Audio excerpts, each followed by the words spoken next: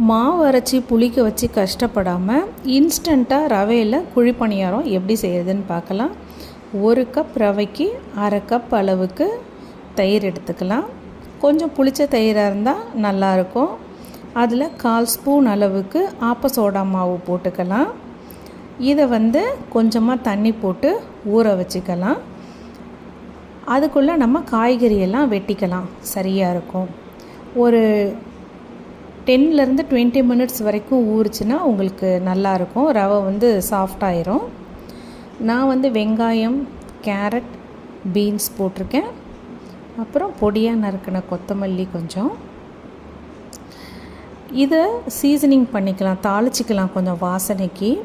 ஒரு கடாயில் எண்ணெயை ஊற்றி கடுகு, கடலைப்பருப்பு, உளுத்தம்பருப்பு, கருவேப்பிலை போட்டு அது நல்லா பொன்னிறமாக சிவக்கவும் நம்ம இந்த ரவை மிக்ஸில் அதை ஊற்றிக்கலாம். ஊற்றிட்டு நல்லா மிக்ஸ் பண்ணிவிட்டு தேவைன்னா கொஞ்சமாக தண்ணி போட்டுக்கலாம். தண்ணி அதிகமாக போட்டோன்னா இது வேகாத மாதிரி இருக்கும்.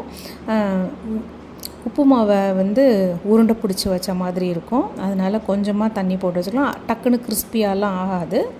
அதனால் லிமிட்டாக தண்ணி போட்டுட்டு நான் நான்ஸ்டிக்கு குழிப்பணியார பாத்திரம் எடுத்திருக்கேன். அது நல்லா காஞ்சதுக்கப்புறம் கொஞ்சமாக எண்ணெய் போட்டுட்டு அதில் நம்ம எடுத்து வச்சுருக்கிறத ஒரு ஸ்பூன் எடுத்து போட்டுக்கலாம். கரண்டியில் ஊற்றுற மாதிரி வைக்கலை, ஸ்பூனில் எடுத்து போடுற அளவுக்கு தான் திக்னஸ் வச்சுருக்கேன். நல்லா கிறிஸ்பியாக நல்லா வந்தது.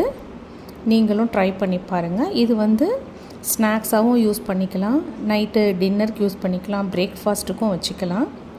தேங்காய் சட்னி இல்லாட்டி நல்லா கார சட்னி ரொம்ப டேஸ்ட்டாக இருக்கும். இதுக்கு நான் தேங்காய் சட்னி தான் பண்ணியிருக்கேன். நீங்களும் ட்ரை பண்ணி பாருங்கள், ரொம்பவே நல்லாயிருக்கும்.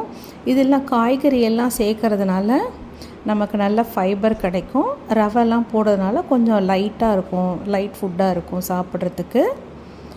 தேங்க்யூ ஃபார் வாட்சிங். Please subscribe for more videos. நான் இந்த மாதிரி நிறைய சட்னி போட்டு குளர சாப்பிட்டேன்.